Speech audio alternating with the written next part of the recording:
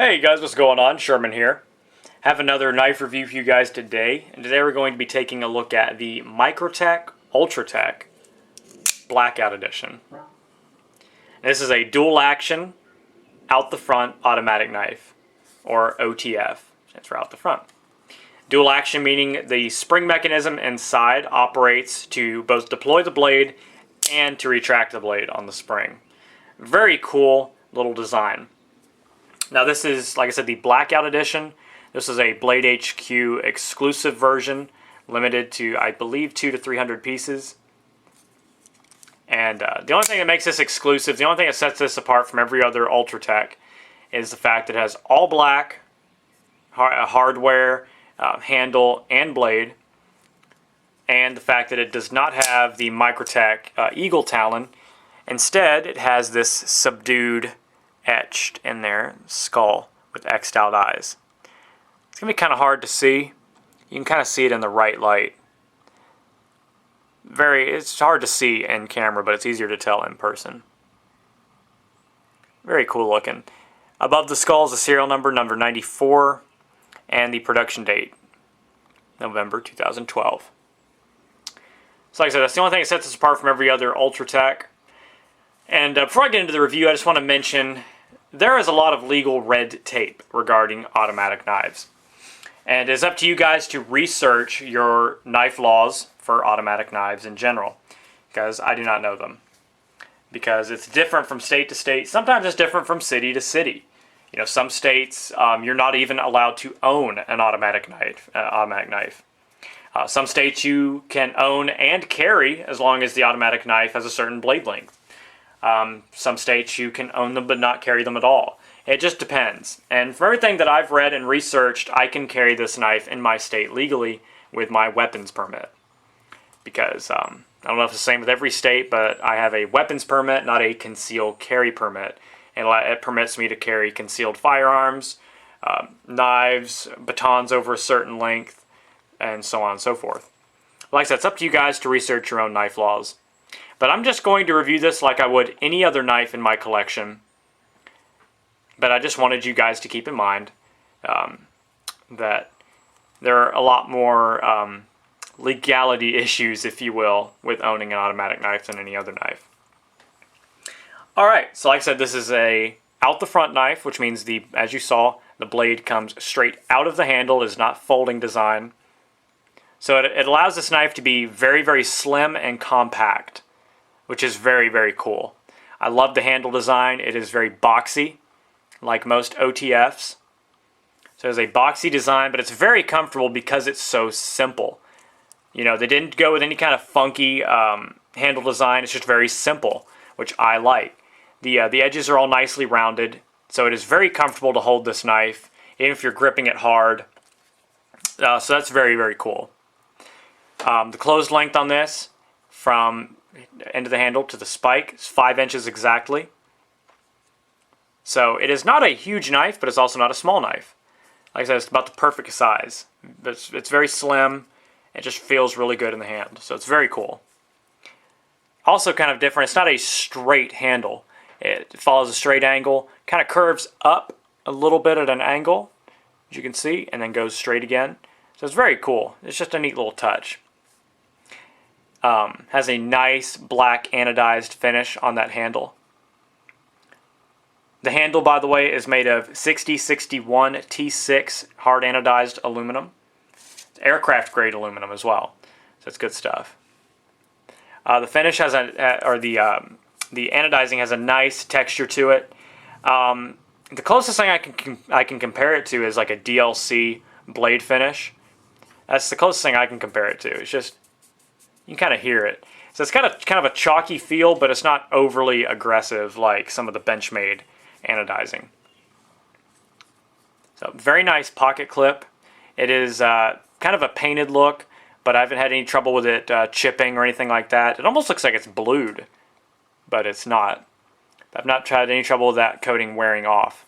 It says Microtech on the pocket clip. Some models are going to have the eagle talon. Some are going to have the model number on there, the serial number. They do their clips differently pretty much each year or for each model. So if you see one, don't worry, it's not a counterfeit. If it doesn't look exactly the same as this, they just change them a lot. The clip has excellent retention. Actually, it was too tight when I first got it, and I had to kind of bend it a little bit. But it has a great shape to it. I really like it. Not a deep carry clip, but it does carry deep. You can see about that much is going to stick up. So perfect amount in my opinion. Gives you just enough to grab onto, but not a lot sticks out. You can take this knife apart. It's a two-piece construction held in place with Microtech's proprietary tri-tip screws.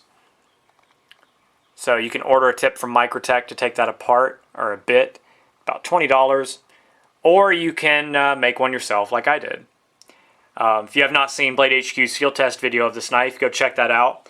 It really shows the strength of this knife.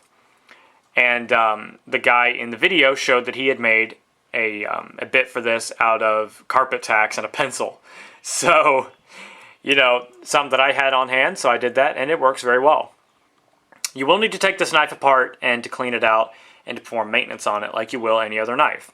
But don't be afraid, because the mechanism inside is not as complicated as you would think. It's actually quite simple to take apart and to clean out the inner mechanisms of this knife and to oil it. Like I said, you will need to do that or it will not work properly. It's very easy for lint, dirt, and dust to get down in there, so you will need to clean it out or blow it out with some compressed air every now and then and to oil it. But like I said, you can take these knives apart, so don't be put off by the odd bits or the odd screws that they put on their knives. So nice jimping or texturing, whatever you want to consider this, all around the handle in different places. Very cool. It really adds some great traction. So that's very nice.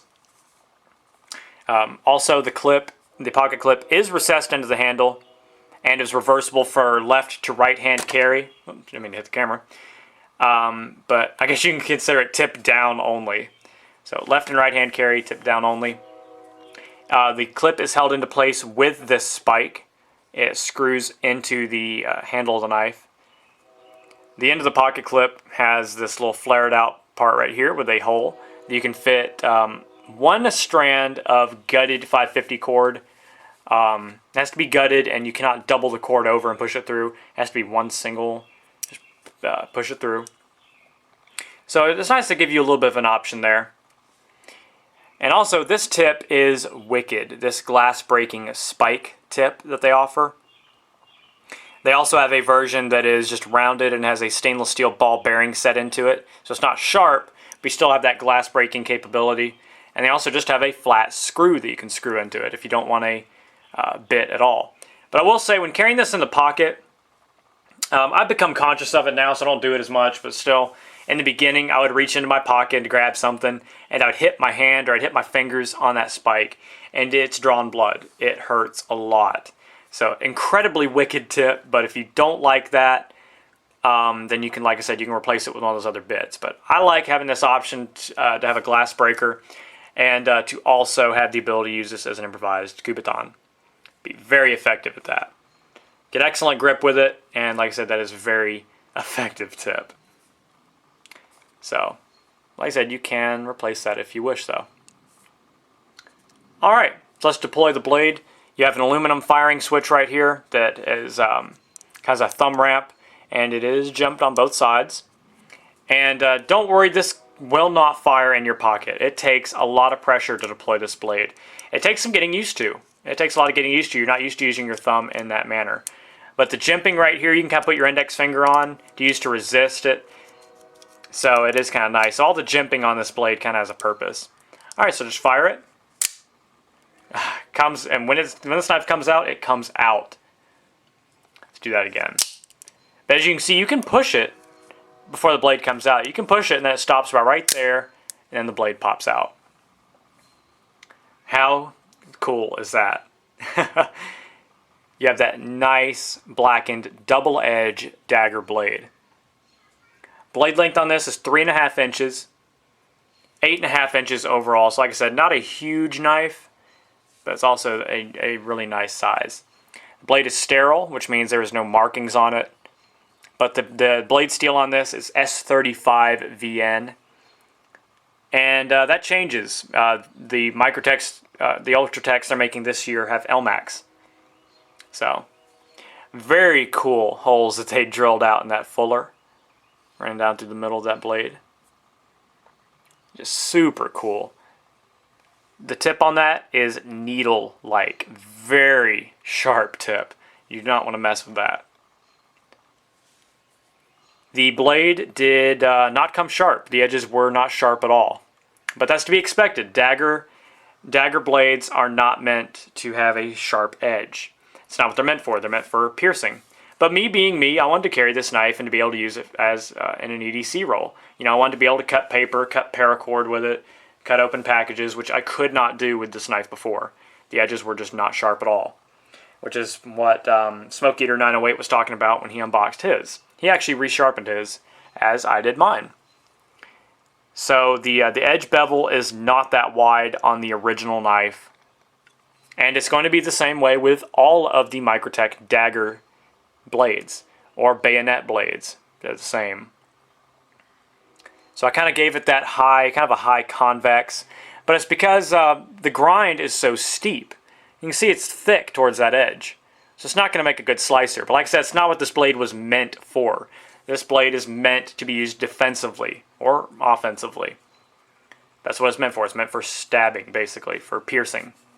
But of course, you can get this in a bunch of different blade options. Just not, you know, the Blackout edition was only offered with the dagger tip, which I love. I love the way it looks. But they also offer in a drop point, tanto, and the bayonet style. Bayonet looks just like this, but I believe it's a little bit thinner, and it's only sharpened at the top halfway. This is a full double-edged dagger.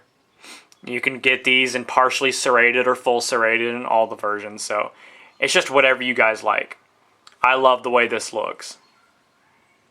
So how's the blade centering? Some a lot of people joke about because these OTFs are off-centered always. It's just because they have to have room for the mechanism inside.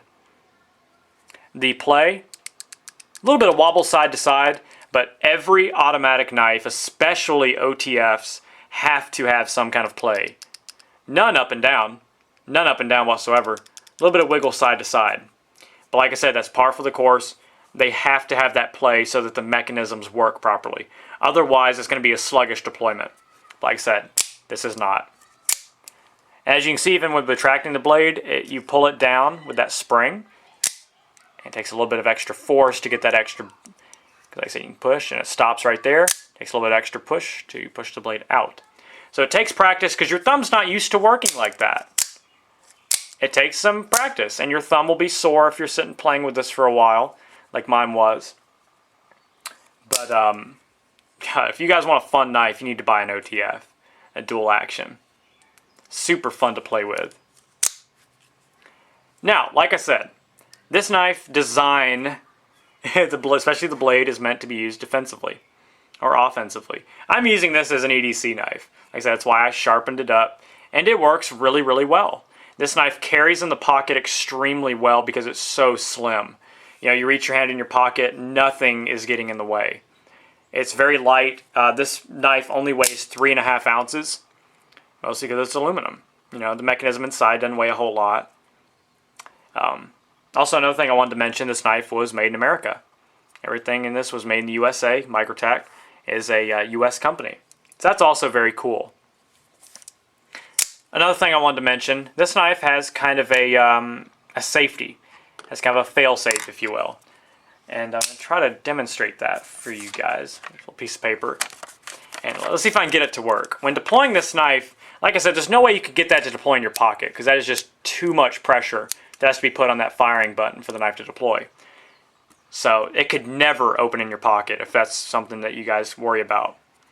But let's say it did. I know it's not, but let's say it did. It also has a secondary safety. Now, what happened was the knife did not fail. You see it came out partially. All it did was hit this sheet of paper. And it's just Post-it note paper. And you see the blade is now free floating inside of the handle. It's floating on the internal tracks. It is not broken. all you need to do when this happens, if you deploy the knife and it hits the surface, so like I said, if this were deployed in your pocket, it would hit your leg, but it's not going to penetrate far at all. You cannot fire this out like they show in some of the movies. You can't stick this up to someone's stomach and deploy the blade and it's going to go through their stomach. You know, that cannot happen.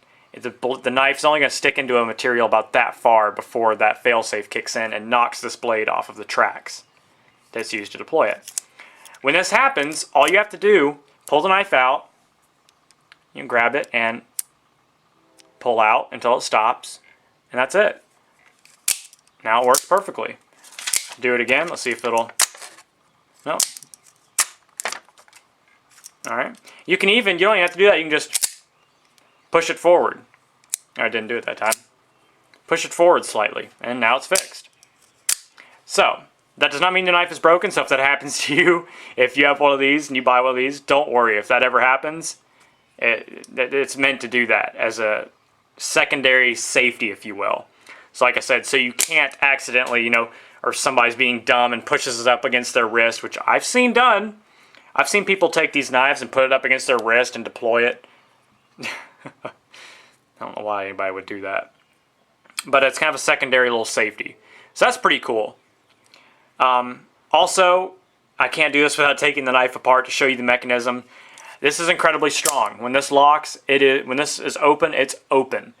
In the BladeHQ field test video, the guy takes this and as hard as he can, stabs it into a wooden board.